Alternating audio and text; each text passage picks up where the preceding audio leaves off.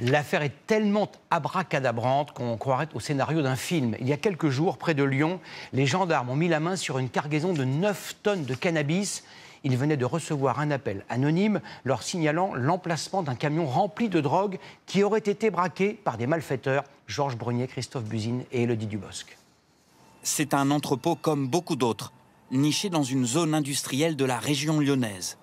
C'est là, derrière ces murs, que les gendarmes ont réalisé récemment l'une des plus importantes saisies de cannabis jamais vues en France. 9 tonnes de résine.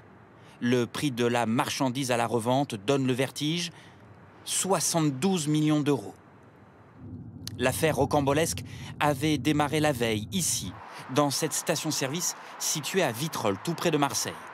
Le chauffeur d'un poids lourd qui venait s'y reposer raconte avoir été braqué par un commando.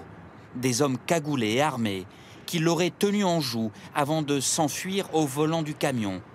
Une version qui reste invérifiable pour l'heure par les enquêteurs. Seule certitude, les fameuses 9 tonnes de cannabis se trouvaient dans le poids lourd. D'après ce journaliste, fin connaisseur du milieu, le vol de drogue entre trafiquants, qu'on surnomme le carottage, est monnaie courante. Il y a des équipes qui n'ont pas, par exemple, d'assises financières pour investir dans le trafic de drogue, des gens très déterminés et extrêmement dangereux qui vont donc voler, s'emparer de quantités de drogue, de chargement, de cargaison.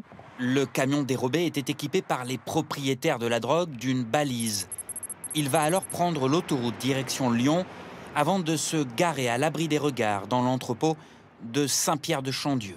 Scène surréaliste, le policier municipal de la ville reçoit alors un surprenant coup de fil.